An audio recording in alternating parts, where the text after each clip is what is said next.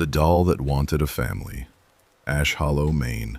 Present day, late October. Hidden among endless pine forests and winding country roads, Ash Hollow is a quiet town of just over 1,500 people. It's the kind of place where everyone waves as they pass. Old Victorian homes line the streets, and antique shops outnumber chain stores. Beyond the town limits, forgotten farmhouses and abandoned properties slowly disappear beneath the trees, and locals have learned not to ask too many questions about the things left behind. The Carter family lives in a two-story farmhouse just outside town, surrounded by acres of woodland. The nearest neighbor is almost a mile away, leaving only the sound of wind through the trees, distant owls, and the occasional creak of the old house settling after sunset. Marcus Carter never imagined that the happiest day his family had shared in years would also be the day everything began to disappear. Not disappear like losing your keys or misplacing an old photograph. Disappear as if it had never existed, as if the world quietly reached into your life and erased someone from it. If you had asked Marcus that morning whether evil was real, he would have laughed. By the end of the week, he would have begged someone to believe him. Marcus Carter was 38 years old and believed every problem had a solution. He worked as a diesel mechanic in the neighboring town of Millhaven, where people trusted him because he never guessed. He diagnosed, he measured, he fixed. Machines made sense. People usually did too. Ghosts didn't. Neither did curses. Whenever one of his coworkers brought up haunted houses or urban legends, Marcus always had the same answer. If it can't be explained today, it'll be explained tomorrow. That usually ended the conversation. His wife, Claire, loved making fun of him for it. If an actual ghost showed up, she'd tease, "You'd hand it a flashlight and ask where the noise was coming from." Marcus would grin. "If it's making noise, something's loose." Lily always laughed. That laugh had become the most important sound in the world. There had been a time when Marcus thought he might never hear it again. Lily had lost her mother when she was only 6 years old. Cancer. The words still made Marcus's chest tighten. He remembered every hospital hallway, every promise, every sleepless night beside a hospital bed. He remembered trying to explain to a little girl why her mother couldn't come home. There was no good explanation. After the funeral, the house felt different. Not quieter, empty. Lily stopped drawing, stopped asking questions, stopped smiling unless someone reminded her to. Marcus blamed himself. Maybe he had worked too much. Maybe he should have noticed the illness sooner. Maybe... Those thoughts never really left. 3 years later, Claire walked into their lives. She didn't try to replace anyone. She never called herself Lily's new mother. She simply showed up. Every single day. She packed lunches, helped with homework, made pancakes every Saturday morning, sat beside Lily during thunderstorms because she knew loud thunder still reminded her of the night they drove to the hospital. Little by little, the laughter returned. Not all at once, just enough. Enough for Marcus to believe life could heal. It wasn't the family they had started with, but it was a family, and that was enough. Late October painted Ash Hollow in deep shades of orange, gold, and crimson. Leaves drifted lazily across quiet roads. The air smelled of pine trees, chimney smoke, and damp earth after an overnight rain. Saturday mornings were Claire's favorite. She loved wandering through flea markets, looking for forgotten treasures. Marcus mostly enjoyed watching her excitement, even if it usually meant carrying everything she bought. By 10 o'clock, he He already had an old wooden clock tucked under one arm and a box of vintage cookbooks under the other. You know, Marcus laughed, one day we actually are going to need another house just to store everything. Claire looked over her shoulder. We'll build another shed. We already built another shed. We'll build a bigger one. Lily burst into laughter. Marcus smiled. Moments like this reminded him why he'd never leave Ash Hollow. Life moved slower here. People knew your name. Neighbors checked on one another after snowstorms. Children still rode bicycles until sunset. It felt safe. Safe enough to forget the world could still surprise you. The flea market occupied the old county fairgrounds every Saturday. Rows of white tents stretched across the property. Fresh kettle corn filled the air with sweetness. A local band played bluegrass music near the entrance. Families wandered between booths carrying hot cider and homemade pies. Everything felt warm, comfortable, ordinary. Claire paused every few minutes. Oh, look at this. No. Marcus. No. You haven't even looked. I don't need to, she smiled. You say that every time. And somehow we always leave with more stuff. Exactly, she kissed his cheek. See, you're learning. Lily wandered ahead, stopping to admire old comic books and glass figurines. Marcus kept one eye on her while following Claire through the endless rows. Near the edge of the fairgrounds, something changed. The crowd became thinner. The music faded behind them. Several booths stood empty. Others looked as though they hadn't had customers all morning. A narrow dirt path branched away from the main market. An old wooden arrow leaned against a tree. The faded lettering simply read, Antiques. Claire tilted her head. I've never noticed this section before. Marcus looked around. Neither had he. The path curved between tall pine trees for nearly 200 yards before opening into a small clearing. Only one booth stood there. Its canopy was faded green. Its tables were covered with antique toys, clocks, porcelain dishes, and dusty picture frames.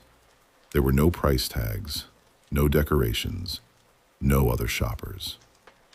An elderly woman stood behind the table. She looked to be nearly 80.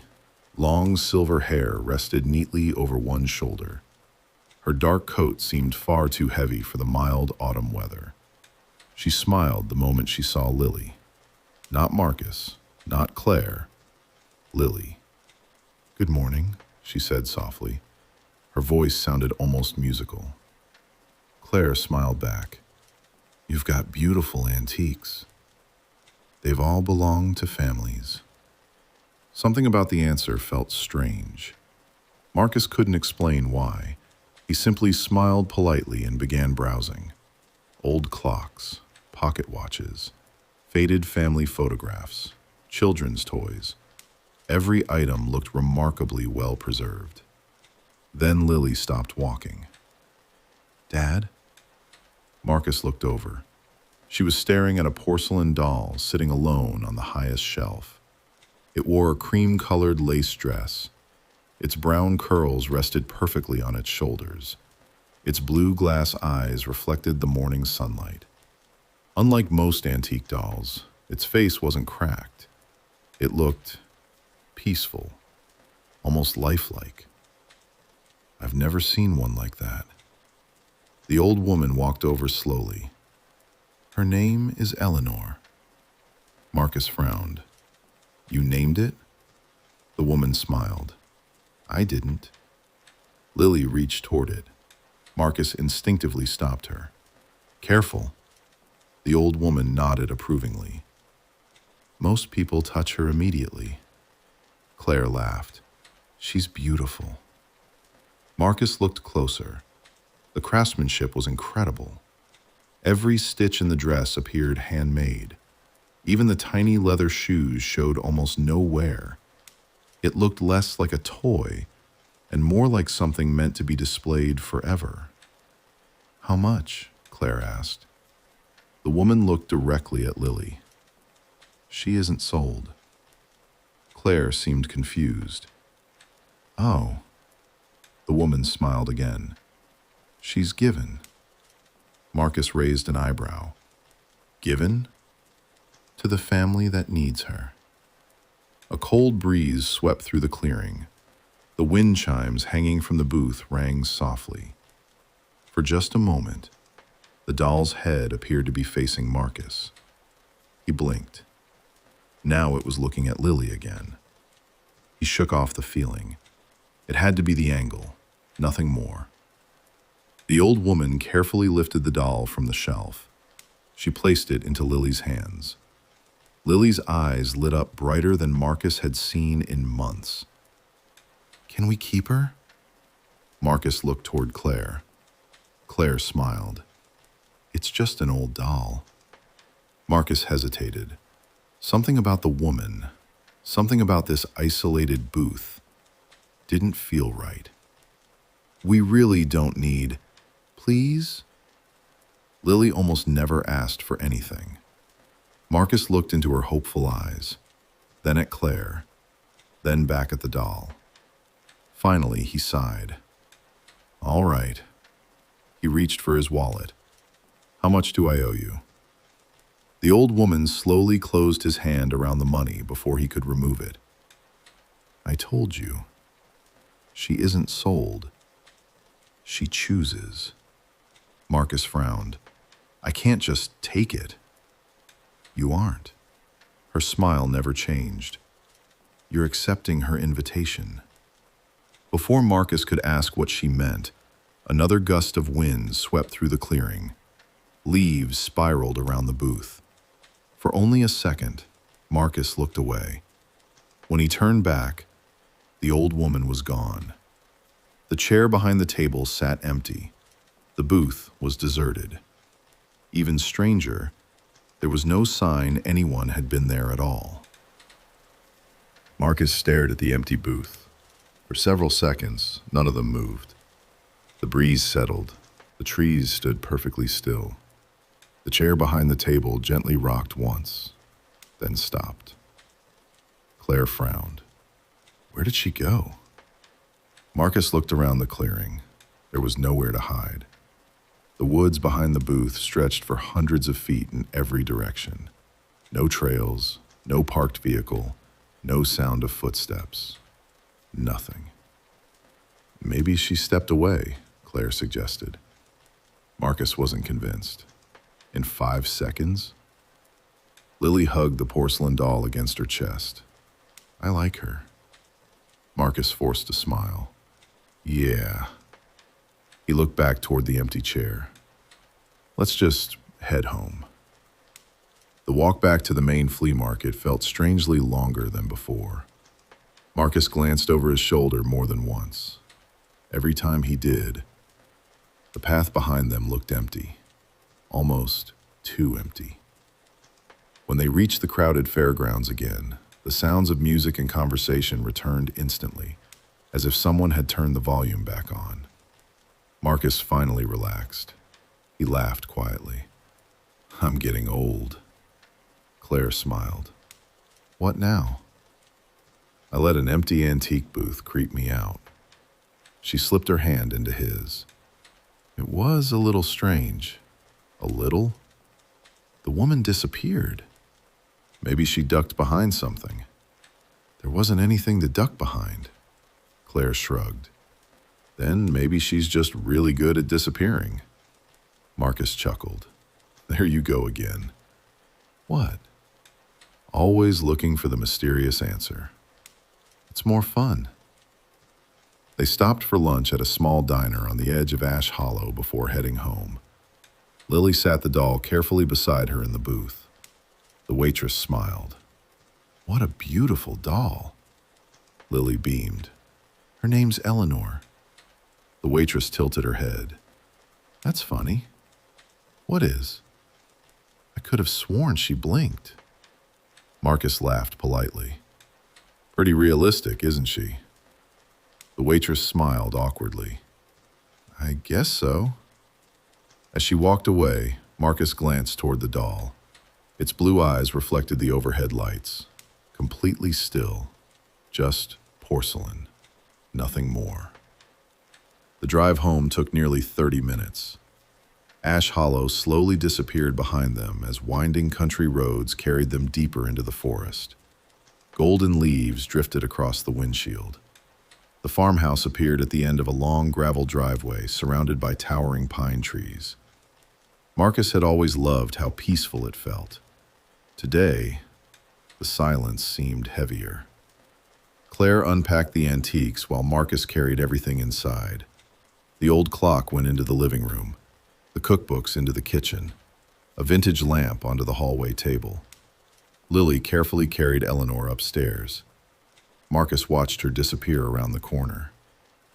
"You know," Claire smiled, "you're still thinking about that booth." It bothered me. It was unusual. The woman never took any money. So who gives away antiques worth hundreds of dollars? Claire laughed. Maybe she liked Lily. Marcus looked upstairs.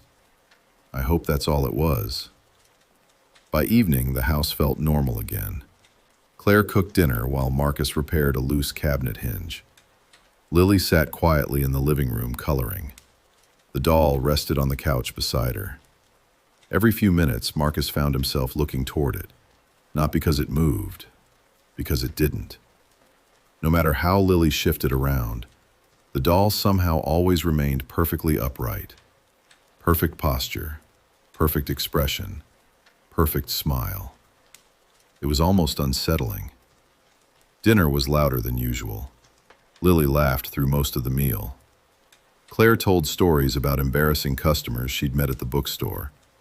Marcus found himself laughing harder than he had in months. For the first time in a long while, everything felt right. After dinner, Lily yawned. I'm tired. Claire smiled. I'll help you get ready for bed. No. Lily hugged Eleanor. I can do it. Marcus exchanged a glance with Claire. They were both happy to see Lily acting like herself again, growing up, gaining confidence. Within minutes, the upstairs bathroom faucet began running. Cabinet doors opened and closed. Little footsteps crossed the hallway. Normal sounds, comforting sounds. Marcus leaned back in his chair. She's happier. Claire smiled. I noticed. I haven't seen her this excited in years. It's just a doll. Marcus nodded. I know. Still, something about it bothered him. He couldn't explain why. At exactly 10:17 p.m., the upstairs footsteps stopped. The house became quiet. Claire looked toward the ceiling. I'll check on her. A minute later, she called downstairs. Marcus? Yeah? Did you move the doll? Marcus frowned. No. Claire appeared at the top of the stairs. It's not in Lily's room. Marcus stood. What do you mean? She said she put it on her dresser. Together they walked upstairs. Lily looked genuinely confused. I left Eleanor right here. She pointed toward the dresser. It was empty.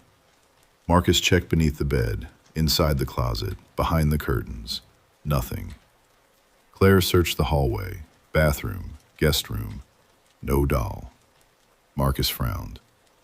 Maybe you brought her downstairs. I didn't. You sure? Lily nodded. I know I left her here. Marcus smiled reassuringly. We'll find her.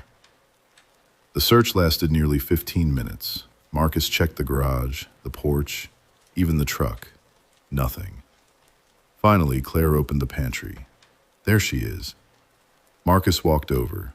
The doll sat upright on the bottom shelf between bags of flour and canned soup, facing the kitchen door. Lily's eyes widened. I didn't put her there. Marcus forced a laugh. Maybe one of us did without thinking. Claire slowly picked it up. I don't remember. Neither did Marcus. Still, someone had to have moved it. There wasn't another explanation. That night, Marcus woke to the sound of footsteps, soft, slow, crossing the upstairs hallway. He looked at the clock, 2:31 a.m. He listened carefully. The footsteps continued.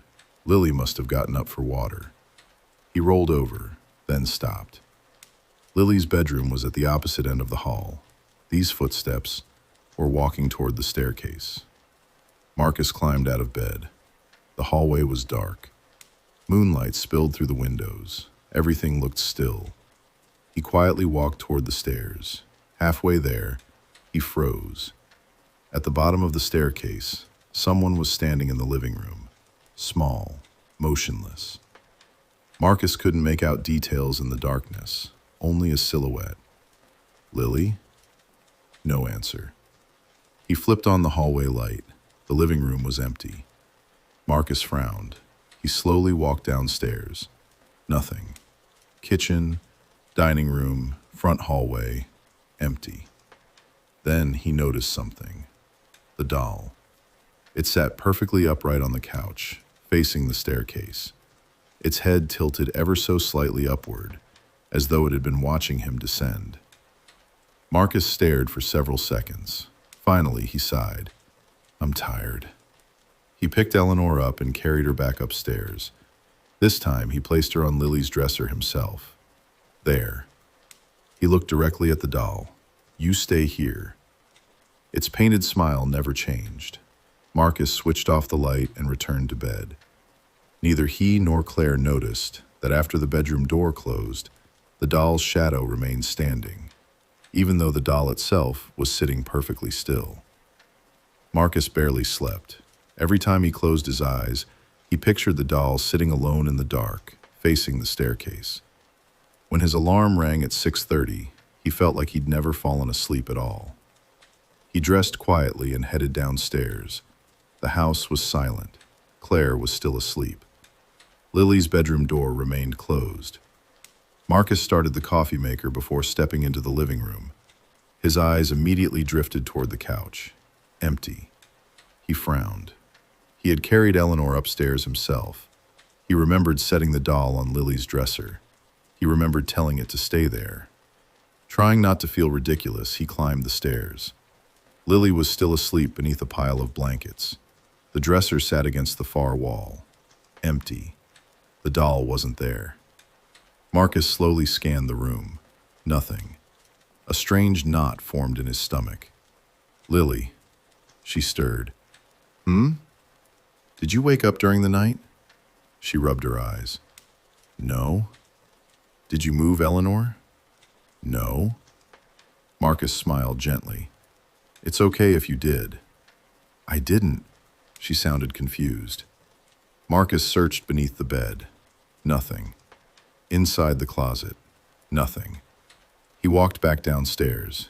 Halfway through the living room, he stopped. The doll sat perfectly upright in Marcus's recliner, facing the kitchen. Its tiny porcelain hands rested neatly in its lap. Claire walked into the room, still yawning. Morning. Marcus pointed toward the chair. You moved it? Claire looked at the doll. No. I put it upstairs. I never touched it. Lily slowly came downstairs. There she is. Marcus looked at both of them. You really didn't move it? Claire shook her head. Lily shook hers too. Marcus forced a laugh. Guess I'm losing my memory. But the joke didn't feel funny. Life settled back into its routine. Marcus left for work. Claire opened the bookstore downtown. Lily spent the day at school.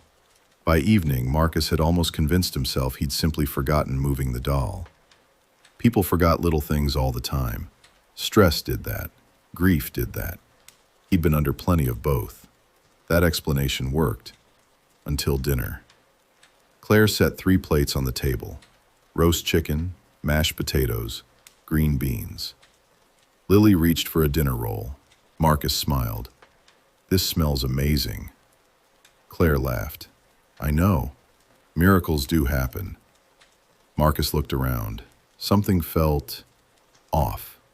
He couldn't explain it. The table looked different somehow. Smaller. He frowned. Did we always have 3 chairs? Claire looked at him strangely. What? The dining table. What about it? I thought... His sentence faded away. Thought what? He stared at the chairs. 3. Of course there were 3. Why wouldn't there be? For a split second, he'd been certain there had been 4. Marcus shook his head. I'm tired. Claire smiled sympathetically. You've been working too much. Maybe she was right. After dinner, Lily carried Eleanor upstairs. Marcus noticed she spoke softly to the doll while climbing the stairs. He couldn't make out the words. Claire noticed too. She's using her imagination again. Marcus nodded. I guess that's healthy. Still, he'd never seen Lily whisper to a toy before. The following morning, Marcus found something odd in the hallway. A framed family photograph lay face down on the floor. The glass hadn't broken. He picked it up. The picture showed Marcus, Claire, Lily. He smiled, then frowned. Something looked different. He couldn't put his finger on it. The picture felt wrong somehow, like something belonged there, but didn't. He turned it over. The back of the frame carried a faded date. Last Christmas. Marcus remembered taking that picture. Didn't he? He stared at it for another minute. The memory refused to become clear. That afternoon, Claire called him at work. You need to come home. Her voice trembled. What happened? I think someone was inside the house. Marcus grabbed his keys immediately. I'll be there in 15 minutes. When he arrived, Claire stood waiting on the porch. She looked pale. What happened? I came home for lunch. She pointed toward the upstairs window. The doll. Marcus sighed quietly. What about it? I left her in Lily's bedroom. Okay. When I came back, Claire swallowed. She was sitting in our bed. Marcus didn't answer. Claire looked genuinely frightened. I know how that sounds. He wrapped an arm around her shoulders. We'll check the locks. Together they searched every room. Every window remained locked. Nothing had been stolen, nothing disturbed. Only one thing was different. The doll now sat on the fireplace mantel, facing the front door. Neither of them remembered putting it there. That night, Marcus carried Eleanor into the garage. He set the doll inside a cardboard box, closed the lid, wrapped the box with duct tape, then placed 2 heavy toolboxes on top. Claire watched from the doorway. You really think that's necessary? I just want one night without finding it somewhere else. She smiled nervously. I still think one of us is moving it. Marcus wanted to believe that. He really did. At exactly 7:15 the next morning, the cardboard box remained sealed. The duct tape was untouched. The toolboxes hadn't moved. Marcus smiled. See? Claire laughed. Told you. Marcus lifted the box. It felt too light. He opened the lid. Empty. The doll was gone. A cold chill ran through the garage. Very slowly, Marcus turned around. Eleanor sat on the workbench behind him, perfectly upright, looking directly at him. Neither Marcus nor Claire spoke. For the first time, neither of them tried to explain it. 3 days later, strange things began happening around the house. Small things, easy things to dismiss. Claire couldn't find her favorite coffee mug. Marcus searched every cabinet. Gone. Lily insisted she'd had a goldfish named Pumpkin when she was younger. Marcus laughed. We've never owned a fish. Lily looked confused. I remember feeding him. Claire shook her head. Honey, I think you dreamed that. Lily didn't argue, but she looked unsettled. That evening, Marcus opened the hallway closet looking for a flashlight. Something caught his attention. An old family photo album. He hadn't looked through it in years. Curious, he carried it into the living room. The first pages showed baby pictures of Lily. Birthday parties, camping trips, Christmas mornings. Normal memories. Then he stopped. One photograph showed the family standing outside the farmhouse. Marcus, Claire, Lily, and Eleanor. The doll stood beside Lily, perfectly posed. Marcus frowned. No. Claire looked over. What? This picture, he pointed. The doll wasn't there. Claire studied it. What do you mean? We didn't own her yet. Claire looked confused. Marcus, we've had Eleanor for years, he laughed. No, we got her last weekend. Claire stared at him. No, we've always had her. The room fell silent. Marcus looked back at the photograph. The date printed across the bottom read, October 18th, 3 years ago. His hands began to shake. That wasn't possible. The doll hadn't been in their lives 3 years ago. Had it? He searched his memory. It felt foggy, slippery. I trying to remember a dream. Claire gently closed the album. You've been under a lot of stress. Marcus looked at her. You really remember this? She nodded. I do. Marcus slowly turned another page. Every single family photograph contained Eleanor. Every birthday, every Christmas, every vacation. The doll was always there, smiling, watching, waiting. Marcus stared at the pages in stunned silence, because he knew one thing with absolute certainty. Someone had changed the photographs, or something had changed their memories. Marcus didn't sleep that night. He couldn't. The photo album lay open on the coffee table while the rest of the house slept peacefully. Every few minutes he turned another page. Every photograph told the same impossible story. Family vacations, birthday parties, Christmas mornings, school pictures. The doll stood quietly in the background of every single one, always in a different place, always watching, always part of the family. Marcus grabbed his phone. His hands trembled as he opened the gallery. He scrolled back through years of photographs, camping trips, Halloween costumes, Lily's school recital, Claire's birthday. There it was, again, Eleanor, in every picture. Marcus felt the blood drain from his face. He knew those pictures had been different. He remembered taking them. The doll hadn't been there. It couldn't have been. So why did every photograph say otherwise? The next morning, Marcus drove back to the old county fairgrounds. The flea market was busy as always. Families wandered between rows of tents. Children chased one another through the aisles. The smell of kettle corn filled the crisp autumn air. Marcus hurried toward the narrow trail where he'd found the antique booth. He followed it into the woods. Nothing. No clearing, no canopy, no tables, no chair. Only dense pine trees. He searched for nearly an hour. The trail simply ended. Frustrated, Marcus stopped an elderly man loading antiques into his truck. Excuse me, the man smiled. Mornin'. There used to be another booth back there. He pointed toward the trees. The woman selling antique dolls. The smile slowly disappeared. There hasn't been a booth back there. I bought something from her last week. No. Marcus frowned. My wife and daughter were with me. The old man shook his head. I've sold here every Saturday for 26 years. Nobody has ever set up back there. Marcus looked toward the woods. The breeze carried a faint sound. For just a second, he thought he heard a little girl laughing. When he looked again, the trees were still. Instead of going home, Marcus drove to the Ash Hollow Historical Society. The building was nearly empty. A volunteer named Helen greeted him with a warm smile. What can I help you find?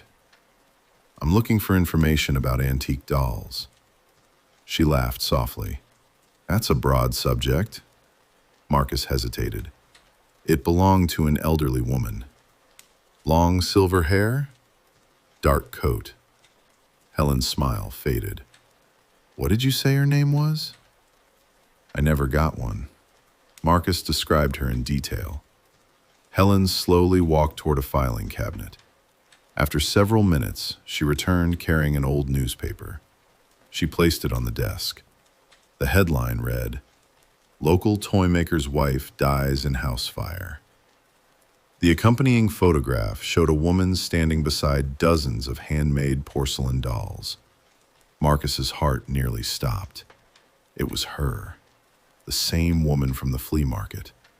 The article was dated October 14th, 1978, almost 50 years earlier. Marcus looked up. That's impossible. Helen nodded slowly. According to the fire department, she died in that house. Marcus swallowed hard. What happened to the dolls?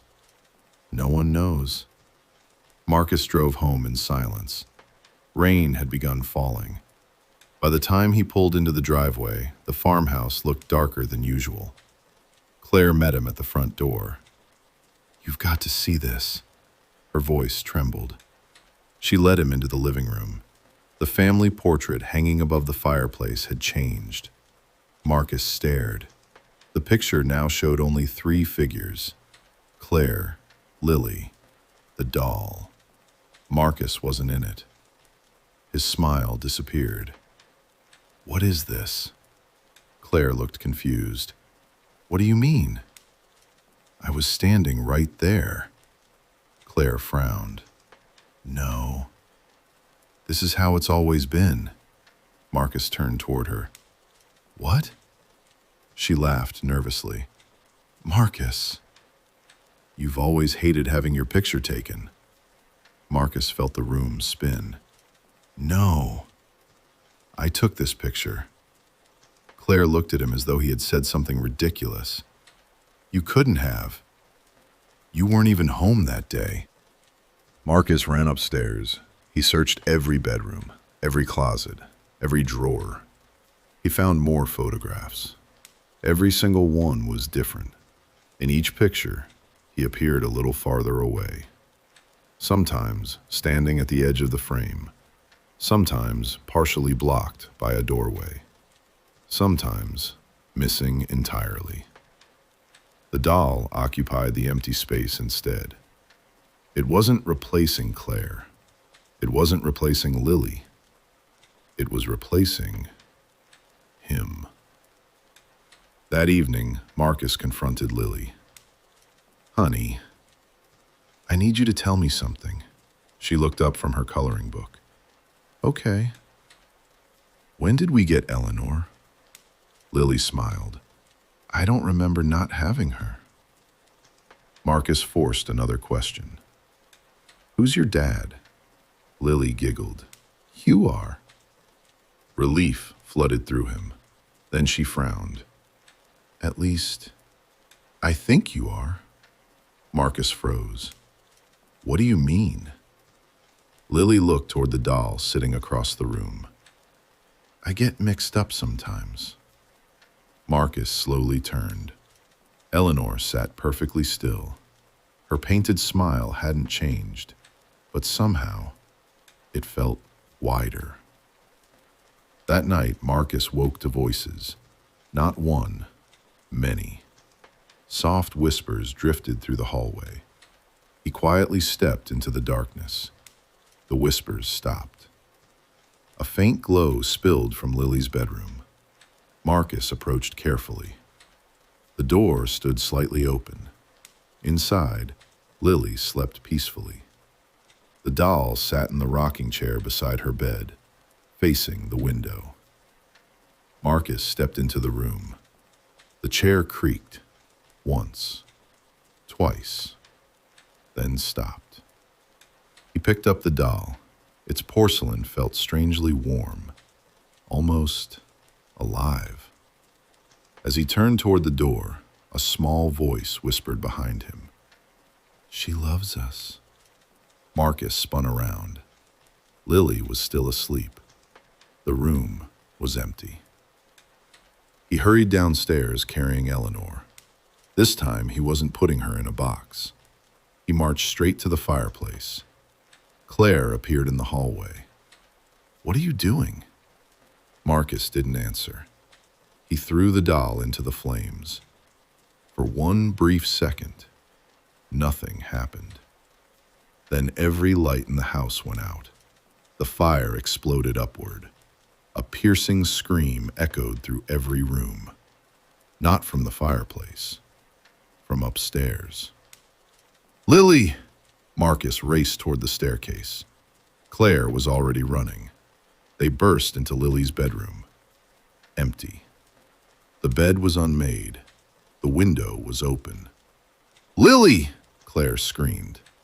No answer. Marcus searched every room, the attic, the basement, the yard. Nothing. Lily was gone. Claire collapsed onto the floor, sobbing. Marcus looked toward the fireplace. The flames had died. Eleanor was gone. Only black ash remained. Then Marcus noticed something on the hallway wall. A family photograph. He stared in horror. The picture showed only two people, Claire and the doll. Marcus wasn't there anymore. Neither was Lily. Claire looked at the photograph, then quietly wiped away her tears. "Marcus," he looked at her. "Who are we looking for?" His heart stopped. "What? You keep saying Lily's name." Claire frowned. "There isn't anyone named Lily." Marcus backed away. "No. Claire. She's our daughter." Claire looked genuinely frightened. "We've never had children." Marcus stumbled into the living room. Photographs lined every wall, every shelf, every frame. In every one, it was only Claire and the doll. No Lily, no Marcus. The house itself had changed. The hallway contained fewer family pictures. The extra bedroom was empty. No toys, no clothes, no drawings on the refrigerator. No evidence a little girl had ever lived there. Marcus grabbed his phone.